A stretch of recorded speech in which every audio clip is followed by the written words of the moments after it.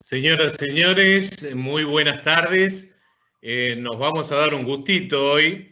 Tenemos como invitado en el cierre de este ciclo de conferencias del Consejo Profesional de la Ingeniería de Tucumán al ingeniero Hernán Huergo, nada más y nada menos que el bisnieto de Luis A. Huergo, que es el ingeniero a quien debemos los festejos de estos 150 años de la ingeniería en Argentina. Hernán Huergo, nuestro disertante, es ingeniero civil recibido con diploma de honor. Trabajó en las empresas Techin, IBM Argentina e hizo consultoría en Pricewaterhouse, entre otras cosas. Tiene una extensa trayectoria docente, fue director del Centro de Tecnología y Ciencias de Sistemas de la UBA, socio fundador también en el año 1981 de Usuaria, Asociación Argentina de Usuarios de la Informática y las Comunicaciones. Es verdaderamente un placer para mí como presidente de este Consejo Profesional de la Ingeniería de Tucumán presentarles a todos ustedes al ingeniero Hernán Huergo. Adelante, Hernán, por favor. Ahí estoy. Ahí está, perfecto, perfecto. Ahora sí, Muchas Hernán, gracias. adelante. Muchas gracias, ingeniero Abraham. Es un placer estar en Tucumán de nuevo, aunque sea en forma virtual, después de 4 años. Tuve el placer hace 4 años de que me invitaran. Fue para el 6 de junio, justamente del 2016. Y Tucumán para mí siempre está en mi corazón por varias cosas. Una de ellas las voy a repasar en la presentación. Pero vamos a lo que llamo la presentación. Bueno, Luis A. Huergo a 150 años del primer ingeniero argentino. Les quiero comentar que para el año 2013 se cumplió el centenario del fallecimiento de mi bisabuelo. A esa época me agarró el bichito, o ya me había agarrado hace tiempo. Yo quería saber qué había pasado con Huergo y la cuestión puerto, porque de Huergo lo que más sabía es que no había podido hacer el puerto. Así que había algunos libros para ese momento, uno de Majorano, otro de José Isaacson, encargado por la Academia Nacional de Ingeniería. Pero entonces, para el 4 de noviembre del 2013, yo publiqué un libro, Luis A. Huergo, de la cuestión puerto. Y después les cuento un poco las cosas que descubrí. Muchas cosas que estaban poco escritas, en fin, ya veremos. Pero al estudiarlo a Huergo, descubrí que el tema petróleo era otro de sus temas sustanciales. Para mí, no menos importante que el rol que tuvo con el puerto. Entonces, en el año 2016, creo que no lo ven, publiqué un segundo libro, Huergo y el petróleo argentino. Y en el año 2018 uní los 2 libros en uno solo. Bueno, yo les decía que antes de contarles por qué Tucumán está en mi corazón, esta es la lista de libros que escribió Huergo. Nada más que estudiar el tema puerto, ahí está en amarillo, significa leer miles de páginas. Estudiar el tema petróleo no tanto, pero escribió mucho sobre ambos temas. Escribió sobre muchas cosas más. Por ejemplo, escribió sobre el carbón. Ahí aparece en verde, en fin. Era muy, muy escritor y además muy informado porque yo no sé de dónde sacaba tanta información. Vamos a ver. Les decía que tengo a Tucumán en el corazón y esta es una de las razones. El primer Huergo que llega a tierra argentina fue en el año 1794. Tenía 20 años, venía de Gijón, España, y lo acompañaba su tío, que era nombrado oidor en Charcas. Pero al pasar por Tucumán se enamoró de una de las bellezas de la ciudad y le dijo al tío, me quedo. Y el tío le dijo, de ninguna manera. Partieron al día siguiente, pero cuando llegó a Salta, José María se volvió por su dama y ya poco tiempo se casó con ella, Hermenegilda Caínzo. Así que el primero de los 8 hijos que se llamó Carlos María Huergo, nació en Tucumán en 1795. Esta es una razón más para tener a Tucumán en el corazón. Bueno, Carlos María Huergo Cañizo tuvo 13 hijos, 4 de un primer matrimonio y 9 del segundo, con Dorotea Regueira. Y el mayor, Luis Augusto Huergo Regueira, fue el 6º hijo del segundo matrimonio. Él queda huérfano a los 12 años. Lo mandan a un colegio jesuita en Maryland. Y ahí está 5 años, aprende inglés como una segunda lengua materna y participaba en todas las polémicas y se ganó el apodo de Bull, o sea, toro. Bueno, vuelve a Buenos Aires a sus 20 años casi, se recibe agrimensor y comienza la carrera de ingeniería cuando se funda, en 1865. Ya como agrimensor ya hacía obras importantes, es más, ocupa un puesto de diputado por la provincia de Buenos Aires en el 1867, tenía 30 años, y realiza obras civiles muy exitosas, por ejemplo, el Camino Blanco a Ensenada, un presupuesto que tenía 2,5 millones, lo hace por 535.000 pesos, o sea, prestigio creciente. Bueno, y ya sabemos todos, fue el primer graduado de ingeniería el 6 de junio, hace 150 años. Esta es la hoja de vida número 1. A mí me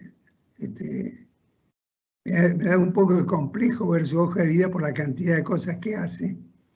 Pero bueno, después que se recibe en 1870, él había hecho un estudio de los puentes necesarios en la provincia de Buenos Aires. Él entonces renuncia a su puesto de diputado y se va a Europa a adquirir esos 120 puentes. Les cuento un poco cómo era Buenos Aires en 1870. Era una gran aldea que dejaba de serlo. Tenía alumbrado a gas todavía en 1854. El Teatro Colón, 1857, estaba donde es ahora el Banco Nación, no la situación actual. Ese Teatro Colón lo diseñó el ingeniero Carlos Pellegrini. Bueno, después tienen ahí el primer ferrocarril, el primer telégrafo, los tranvías a caballo, el primer censo, la prensa fundada en 1869 y La Nación 1870. Y algunas cosas que llegarían después, el teléfono y el alumbrado eléctrico. Pero una cosa que no tenía Buenos Aires era puerto. Cuando había llegado Pedro de Mendoza, había entrado por el riachuelo con sus naves, pero ese riachuelo tenía poco calado. En realidad hubo muchas razones por las cuales Buenos Aires no tuvo puerto por varios siglos. En primer lugar, el estuario del Río de la Plata, y las otras razones están allí y después las vemos, pero empecemos. Pero bueno, de las otras razones quiero comentar ahora la segunda, tercera y cuarta. La desconfianza de la corona española. Buenos Aires tenía muy mala fama. La corona española prefería usar como puerto a Lima, todo lo que fuera la nueva Sudamérica. Y tenía mucha desconfianza en Buenos Aires, contrabando, lamentablemente. Resistencia de Buenos Aires a perder los ingresos aduaneros, eso viene más tarde. Alta inversión, fortuna de costo de dragado, tiene que ver con cómo era el estuario del Río de la Plata. Había muy poca profundidad. Las naves de calado tenían que estar a varias millas de la costa. De ahí las mercaderías y las personas pasaban a unos botes y de los botes llegaban hasta cerca de la playa y de allí pasaban a unos carretones o a veces los llevaban a babucha. En fin, era todo un problema el desembarco de mercaderías y de personas. Y ni quieran saberlo cuando soplaba la sudestada. Ahora bien,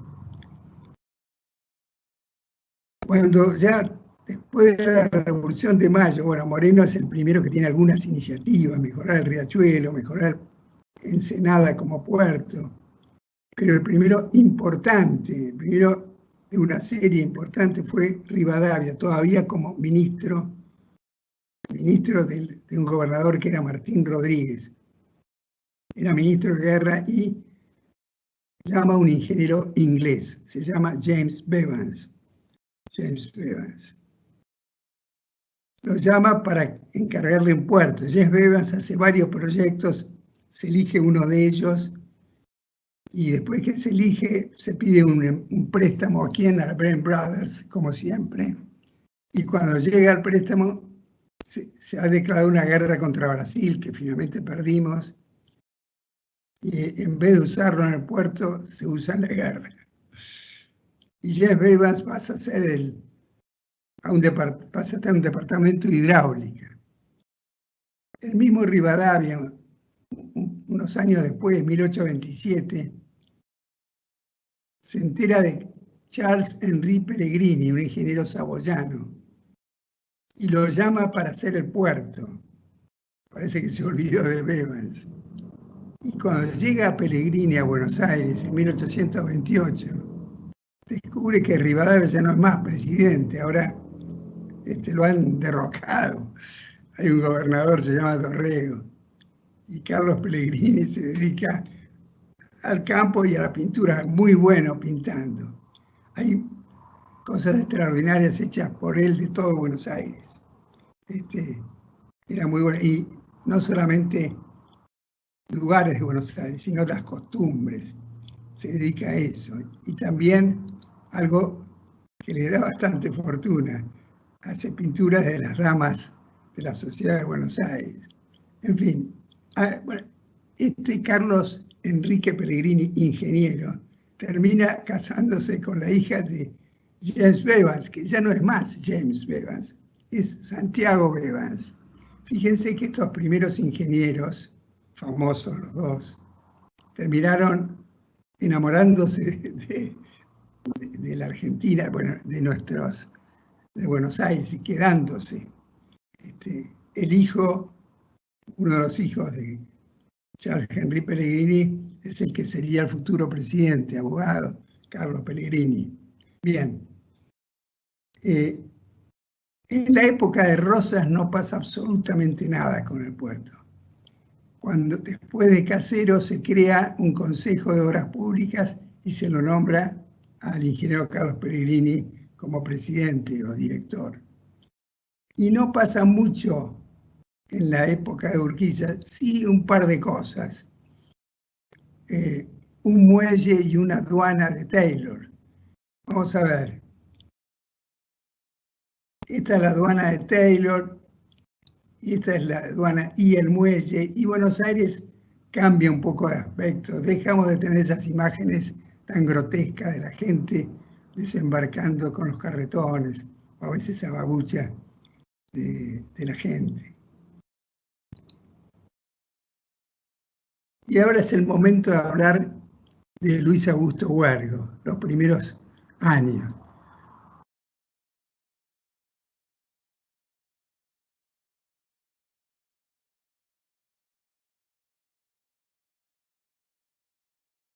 Perdón, esto ya lo vimos.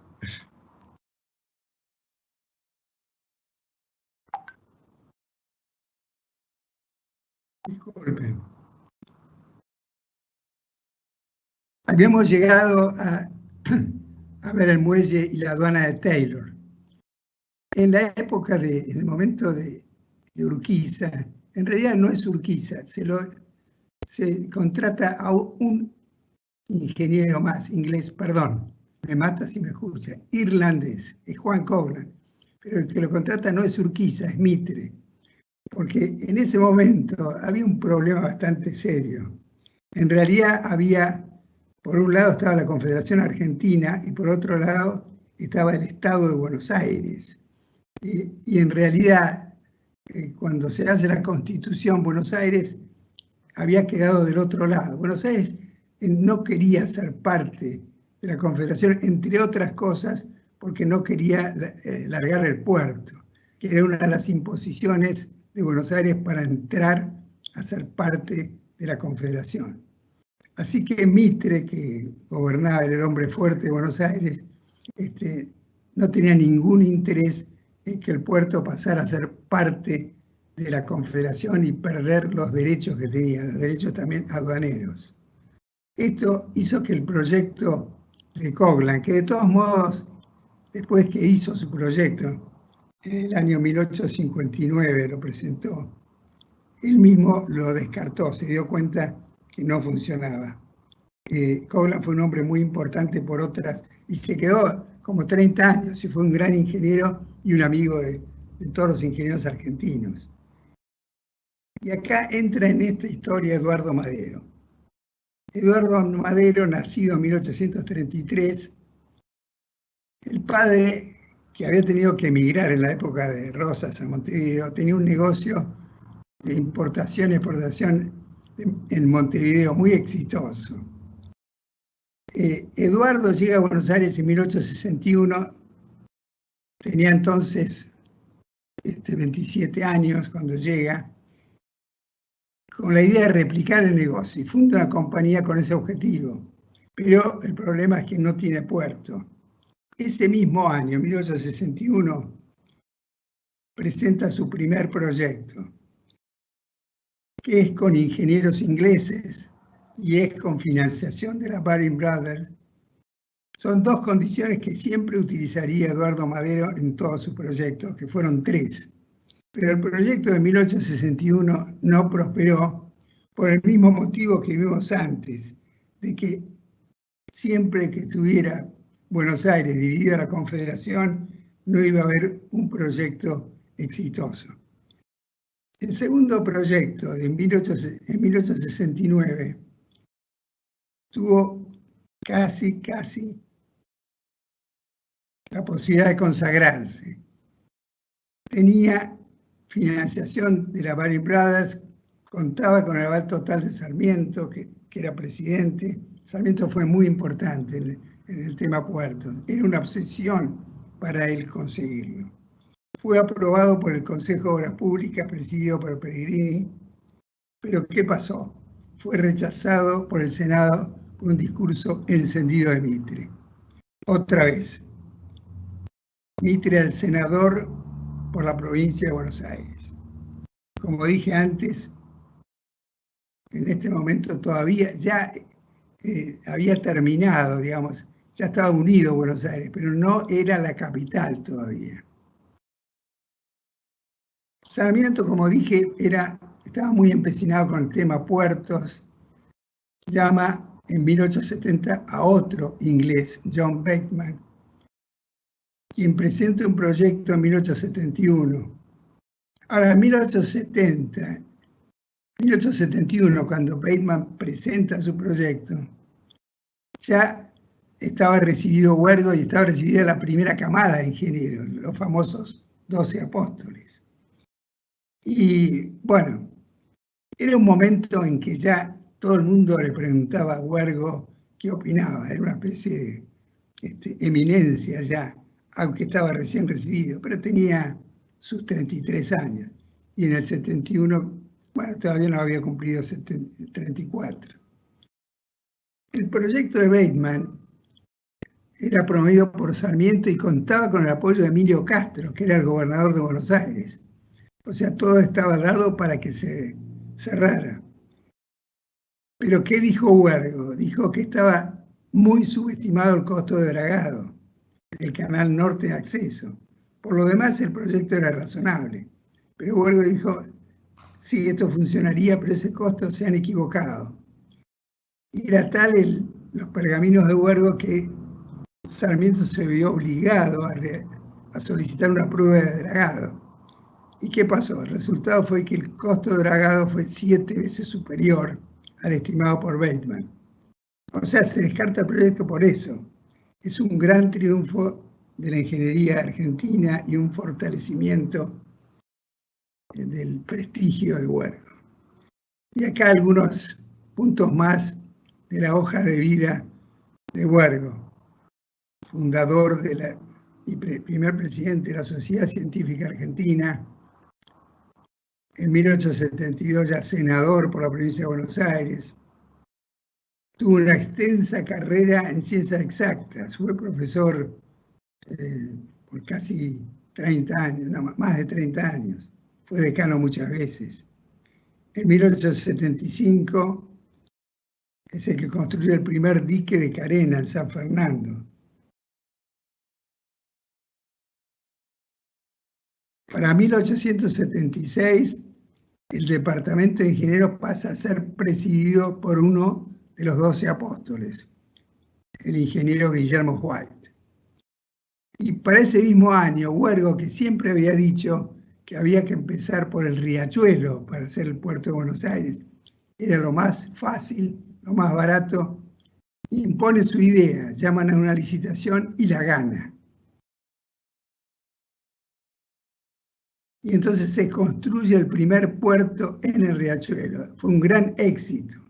Este es un barco de gran calado entrando en el puerto de Riachuelo en 1881. La gente de La Boca estaba encantada con el puerto, con Huergo, con los transatlánticos que llegaban. Entonces todos estaban seguros que Huergo iba a ser el puerto principal de Buenos Aires.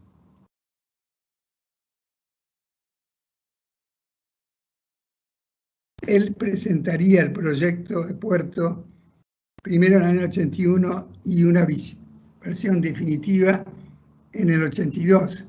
Era un proyecto en Peine, que tenía un total de 8 diques, pero él decía, es suficiente hacer 3 de los diques, 3. Con esos 3 diques vamos a poder dar 8.340 metros de muelle. Vamos a tener depósitos suficientes y tenemos para varios años. Y para eso presupuestó 10 millones de pesos oro. Y parecía que esto iba a prosperar, ¿quién lo iba a dudar? Pero ahí, de la noche a la mañana, apareció el tercer proyecto de Madero. Nadie sabía nada. Nadie sabía nada. Los ingenieros eran ingleses, como siempre. Se llamaba John Hawkshaw. La financiación era de la Baring Brothers, como siempre. Nadie sabía nada excepto su tío, porque su tío, el tío de Eduardo Madero, era el vicepresidente de Roca, era Francisco B. Madero. Entonces, Eduardo llegó a Roca, lo convenció de contratar este proyecto y lo aprobaron entre gallos y medianoches, presentado encima del de Huergo y aprobado. Y acá hay una comparación. En realidad el proyecto que eligió Madero, para su desgracia, fue bastante mamarracho, lo de bastante por ser agradable con él. Fue un desastre, fue un mamarracho realmente. Fue un proyecto con esclusas que ya no se usaban en ninguna parte del mundo. Los ingenieros argentinos pusieron el grito en el cielo, fíjense. En realidad este proyecto con esclusas obligaba que para pasar al otro lado había muchos problemas de transporte. La longitud de muelles teórica era 7.100, la longitud efectiva por los problemas de circulación era un poco más de la mitad. Por otra parte, no tenía ninguna facilidad de expansión. El diseño en Peine podía extenderse lo que se quisiera.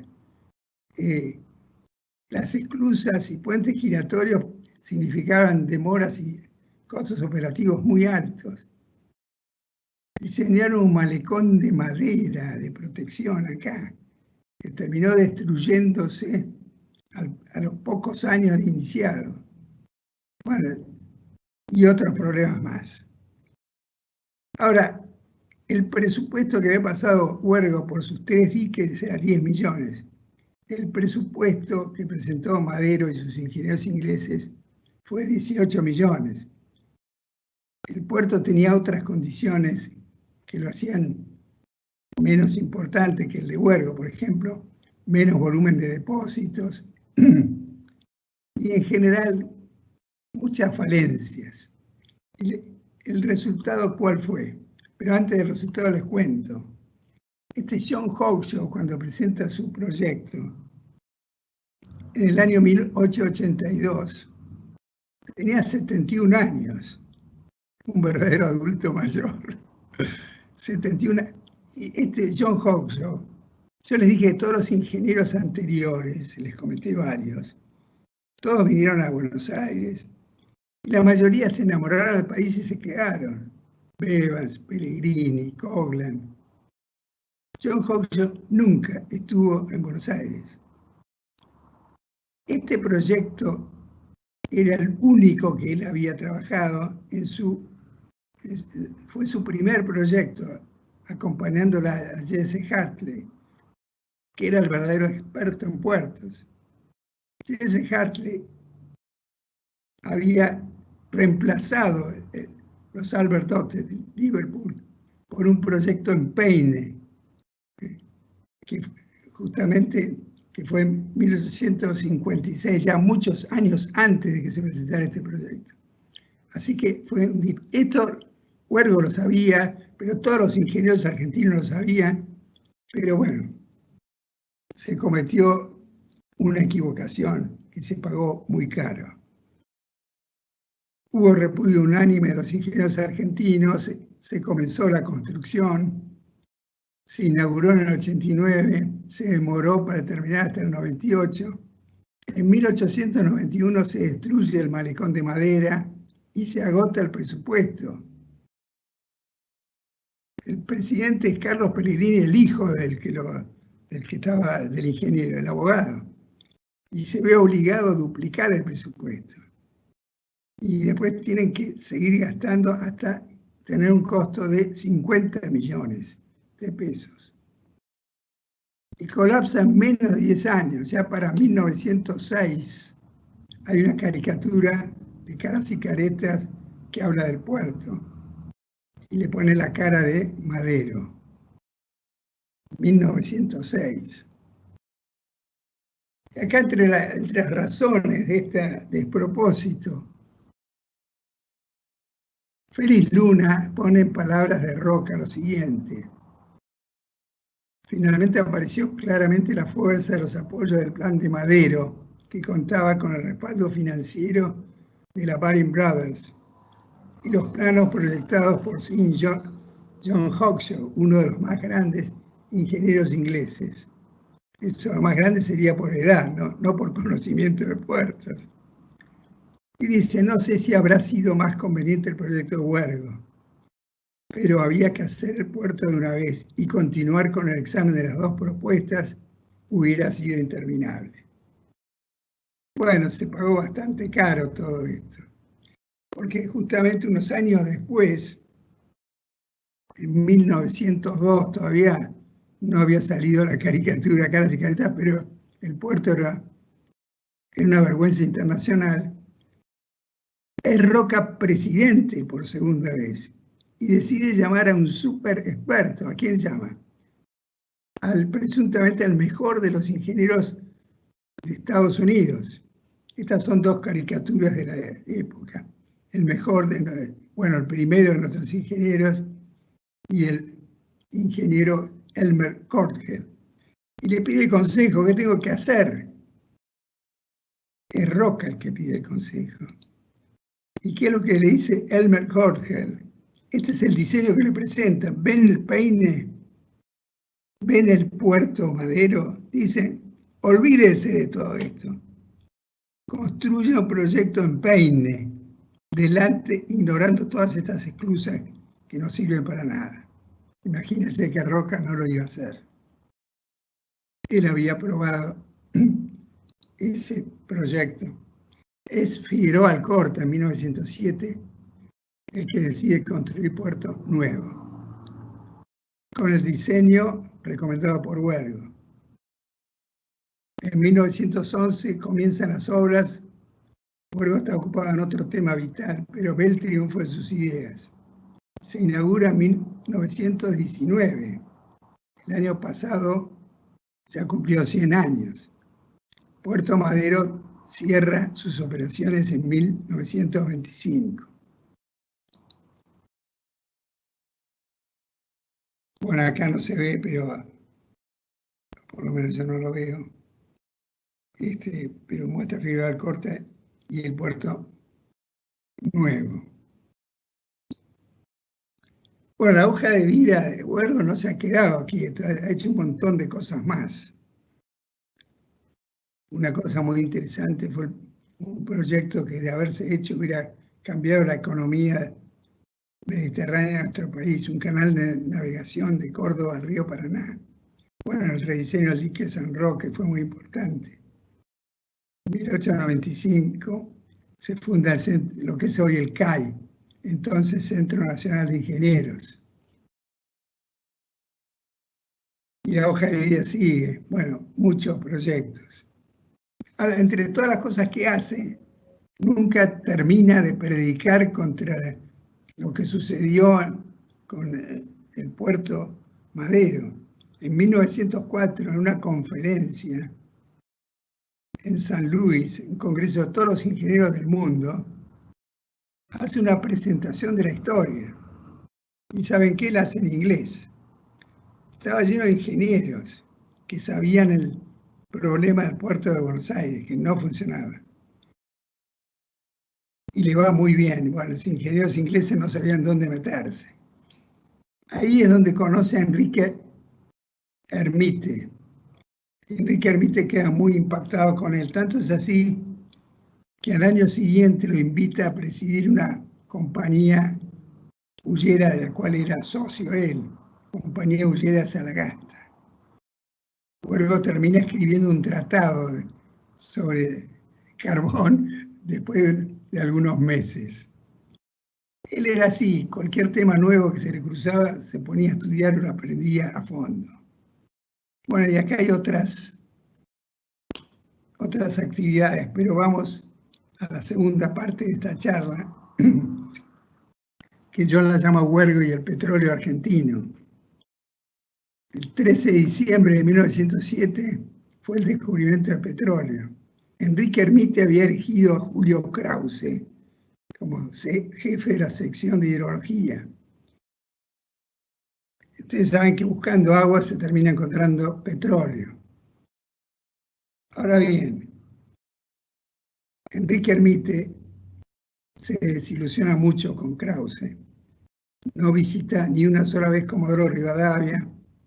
Inventa una destilería Krause, que después sería descartada por su sucesor, por inútil, y le da mucho pompa, pero tiene carencia de conocimientos mineros.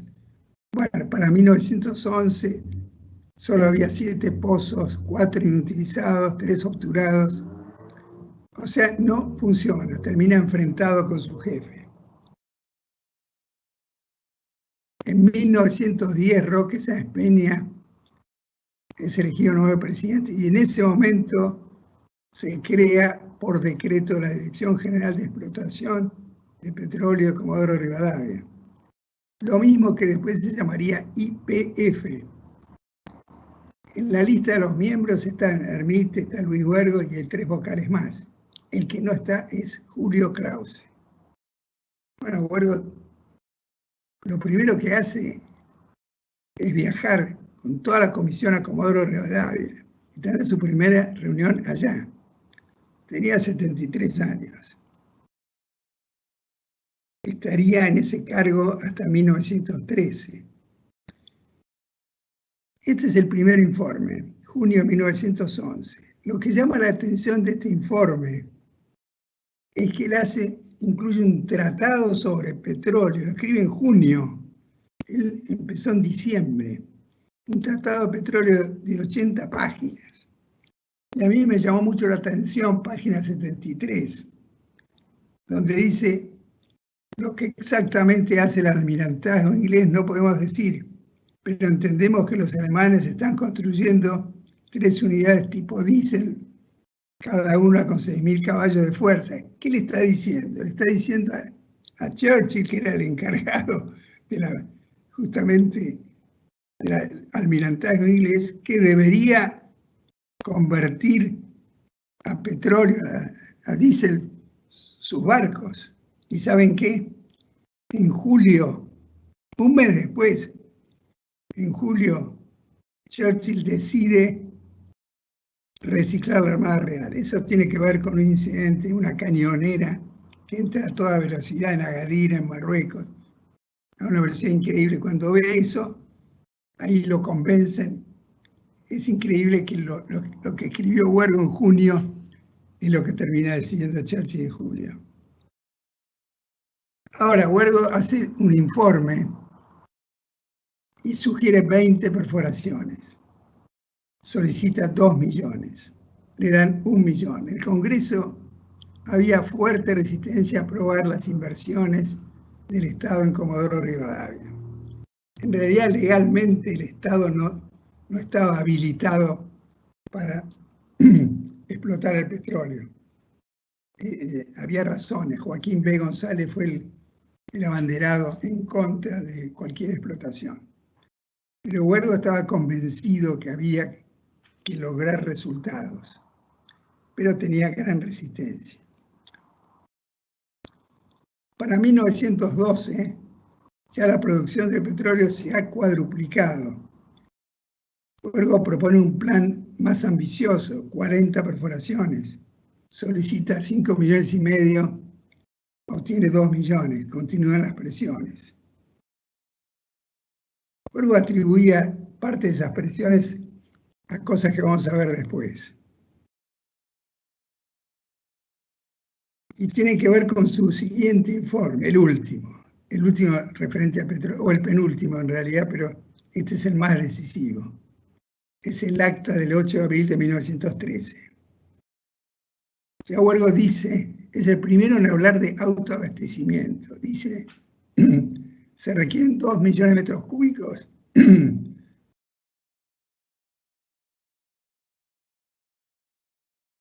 para reemplazar al carbón.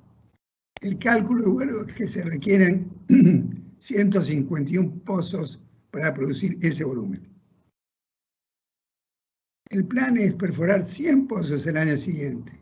Solicita 15 millones. Sin embargo, no puede con su genio y muestra su paciencia e indignación en una acta famosa. Acá esto es un poco fuerte. Denuncia lo que pasa en México. Bueno, es un poco largo para explicar, pero en México había un presidente, el que se llama Porfirio Díaz, eterno, algo así como 20 y pico de años, que cuando descubren petróleo en México favorece a los ingleses. La Standard Oil está agazapada y finalmente Porfirio Díaz es derrocado. Sube otro que se llama Francisco I. Madero, nada que ver con el otro Madero, que favorece a la Standard Oil, dicen. Pero se le ocurre a este nuevo presidente que ha derrocado a Porfirio Díaz poner un timbre, un impuesto al petróleo. Bueno, la cuestión es que terminan una especie de revolución y terminan asesinado el presidente y el vicepresidente. En fin, toda esta cantidad de muertos que ocurrió en febrero del 2013, muchos historiadores, o la gran parte de historiadores, lo atribuyen a los problemas de competencia entre la compañía inglesa y la Standard Oil, que era bastante inescrupulosa.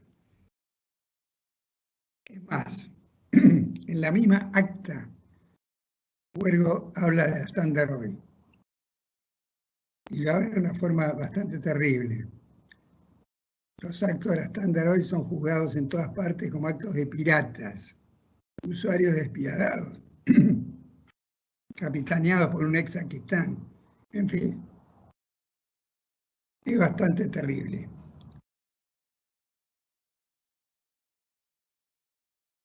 Y la parte peor de todas es la que acusa a los poderes públicos. Los poderes públicos con una lentitud increíble. Acá él está totalmente ya impaciente, indignado con que no le aprueben nada. Ya da por descontado que no le van a aprobar sus planes y que hay un lobby impresionante, específicamente la Standard Oil, está convencido de eso. Entonces acá habla de los poderes públicos. Han tardado 6 años en poner en claro, en hacer conocer al pueblo las inmensas riquezas que representan los grandes yacimientos del petróleo de Comodoro Rivadavia.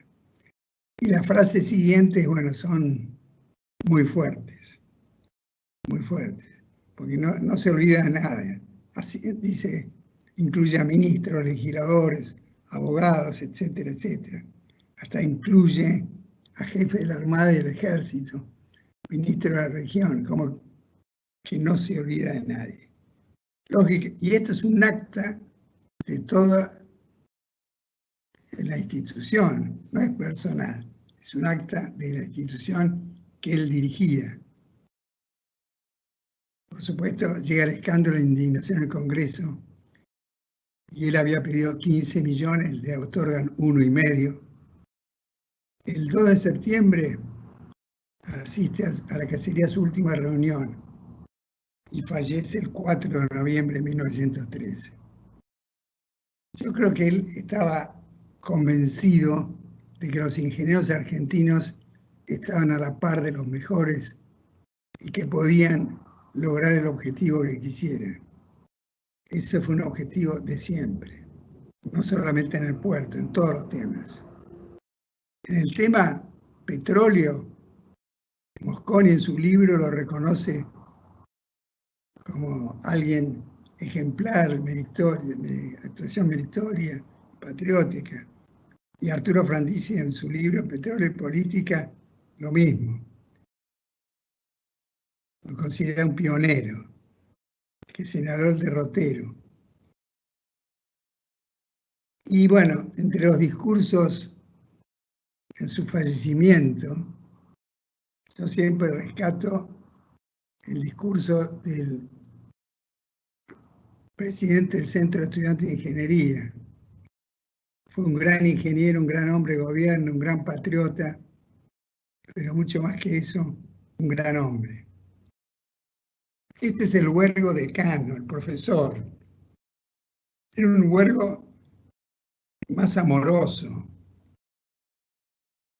No era el huergo toro que enfrentaba a todos los que se lo pusieran.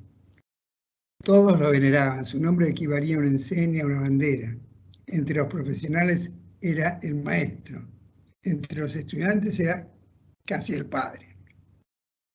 Por ello su muerte fue tan sentida.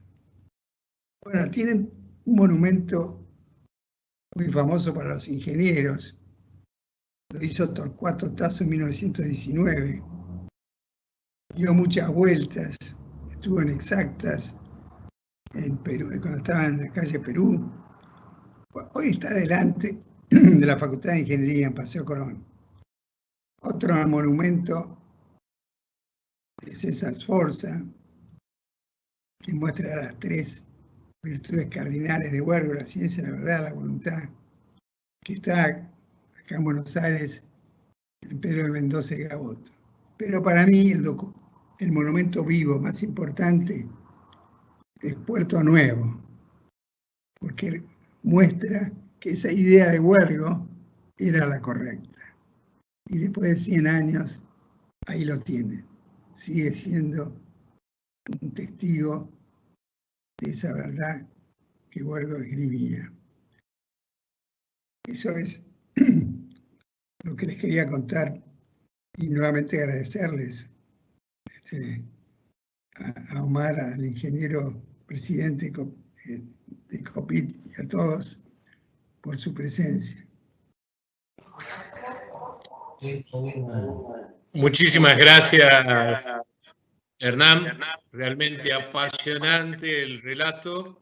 Y bueno, qué mejor lo que buscamos acá del Consejo, y creo que de todos los consejos de ingeniería del país, a los que invitamos a través de nuestra federación, que conozcan la historia de nuestro primer ingeniero, de Luis Huergo.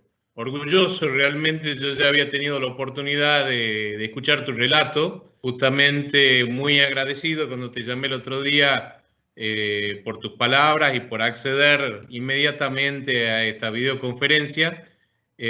Vamos a estar publicándola en nuestra página para que esté disponible, para que las personas que por ahí no pudieron asistir en el día de hoy tengan la oportunidad de verla dentro de la página de nuestro Consejo Profesional de la Ingeniería. Nuevamente, muchísimas gracias y gracias a toda la audiencia que nos acompañó en este día. Un gustito esta última charla de tener al bisnieto de nuestro primer ingeniero contándonos de primera palabra lo que fue la vida de este gran ingeniero argentino. Muchas gracias a ustedes, Omar. Muchísimas gracias. Un placer estar acá con ustedes y gracias a todos. Bien. Hasta luego, buenas noches. Y bueno, seguimos en contacto a través de esta página. Esto vino para quedarse, esta es la nueva realidad en la que vivimos, esta forma de comunicarnos que es por la videoconferencia. Y como les decía, van a estar disponibles en la página web del Consejo y próximamente estaremos anunciando nuevas videoconferencias. Que tengan buenas noches todos.